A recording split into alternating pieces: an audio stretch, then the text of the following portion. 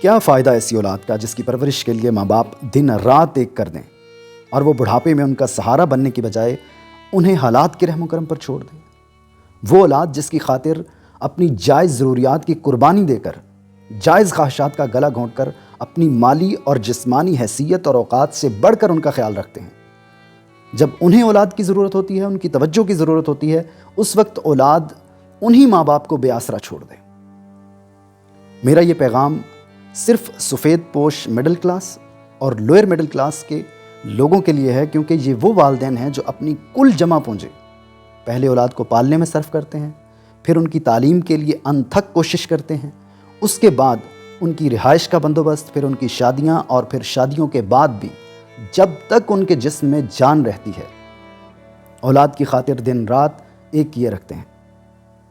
اولاد قابل اور لائق نکل آئے، نیک بخت ہو تو الگ بات ہے، ورنہ اکثریت والدین بڑھاپے میں تنہائی کا شکار ہو کر اپنے ہی گھر میں اجنبیت محسوس کرنے لگتے ہیں، اور یہ صورتحال اس وقت اور بھی تکلیف دہ اور اذیت ناک ہو جاتی ہے جب ان کو شوگر ہو جائے یا دل کی بیماری ہو جائے یا کوئی اور خطرناک مرض لاحق ہو جائے۔ یہ وہ نازک وقت ہوتا ہے جب والدین کو سب سے زیادہ اپنی اولاد کی توجہ کی ضرورت ہوتی ہے، اور عین اسی وقت میں اولاد کے اپنے بیوی بچوں کی ذمہ داریاں بھی ان پر مسلط ہو جاتی ہیں، اور مالی حالات اچھے یا بہت اچھے نہ ہونے کی وجہ سے گھر میں سٹریس اور ڈپریشن اور اس قسم کا ماحول بننے لگتا ہے، اور بہت سے بدبخت جوان بیٹے اپنے ہی باپ کو بات بات پر کوسنے لگتے ہیں۔ یہ وہ وقت ہوتا ہے جب باپ کو یہ سننے کو ملتا ہے کہ تم نے آج تک ہمارے لیے کیا ہی کیا ہے، فلاں کے باپ نے یہ کیا، فلاں نے اتنی جائیداد، اتنا کاروبار بنایا، آپ نے کیا کیا؟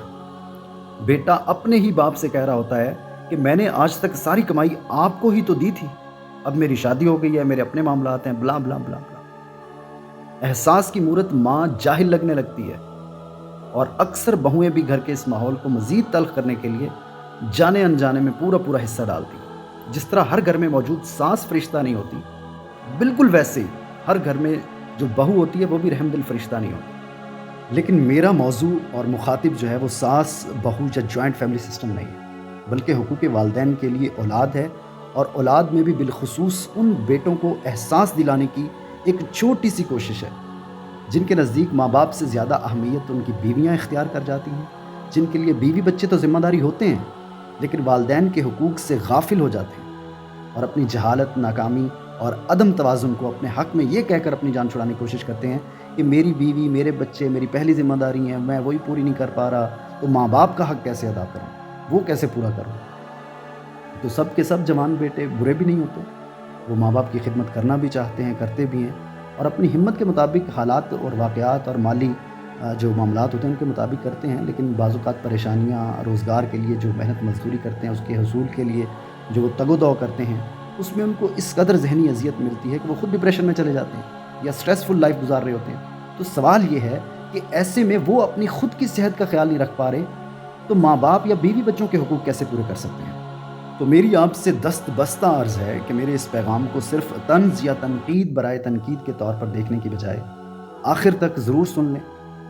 اگر آپ کو سمجھ آ جائے تو اس پر خلوص دل سے عمل کریں، اور اس سے نہ صرف آپ کے والدین کی زندگی میں بہتری آئے گی بلکہ آپ کو بھی بے پناہ فائدہ ہوگا۔ اگر آپ یا آپ کا کوئی عزیز ایسی صورتحال سے دوچار ہے تو اس تک یہ پیغام صدقہ جاریہ سمجھ کر ضرور شیئر کریں۔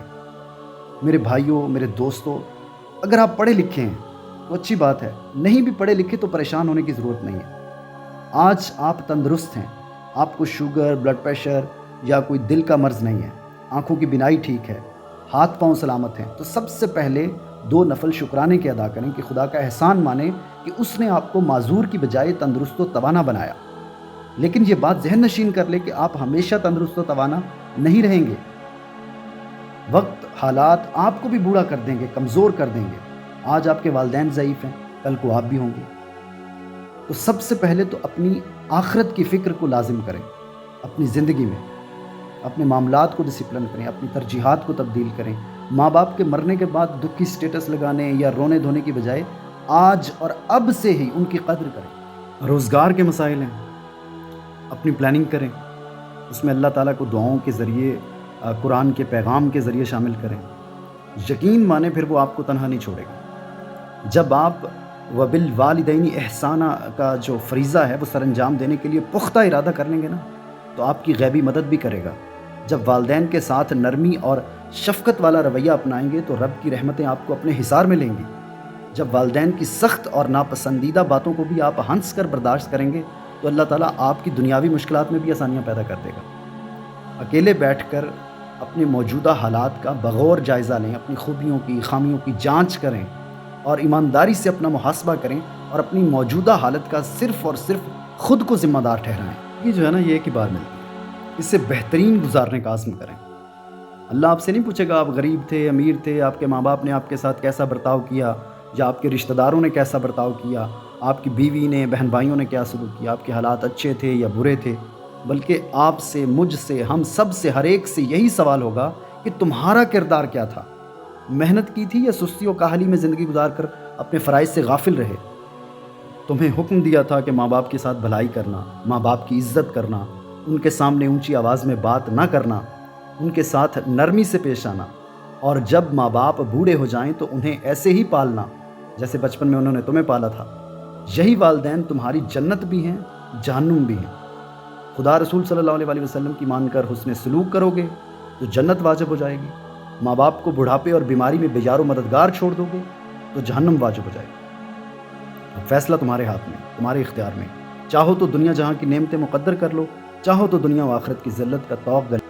اتنے ہی والدین ایسے ہیں جو سسکتے بلکتے اکیلے ہی سرکاری ہسپتالوں کی ایمرجنسی میں دھکے کھاتے پھرتے ہیں، جن کی اولادیں ان کو ہسپتال بھی نہیں لے کر جاتی۔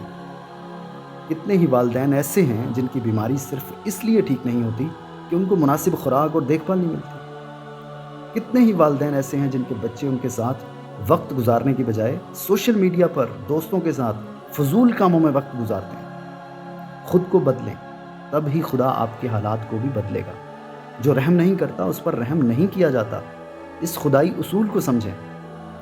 اس شخص کی ناک خاک آلود کیوں کر نہیں ہوگی جس کے ماں یا باپ زندہ ہوں اور وہ ان کی خدمت کر کے اپنی دنیا اور آخرت کو جنت نہ بنا سکے۔ مالی حالات اچھے نہیں ہیں تو محنت مزدوری کے ساتھ کوئی ہنر سیکھو، قناعت اختیار کرو، آمدنی جتنی بھی ہے اس میں سے کچھ بچا کر رکھو اور کوئی نہ کوئی کاروبار شروع کرو، خواہ وہ آپ کی یا دنیا کی نظر میں کتنا ہی چھوٹا یا حقیر کیوں نہ ہو۔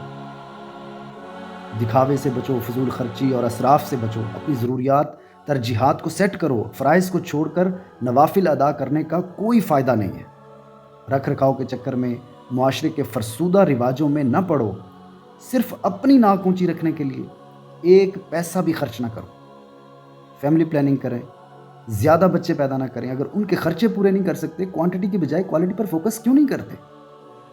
جب آپ یہ سب کرنے کی کوشش کریں گے تو انشاءاللہ آپ اپنے والدین کا بھی خیال رکھ پائیں گے، آپ اپنی جو آنے والا بڑھاپا ہے اس کو بھی مینیج کر پائیں گے، اور اس کے ساتھ ساتھ جو آپ کی لائف میں جتنے بھی پرابلمس ہیں وہ بھی ٹھیک ہونا شروع ہو جائیں گے۔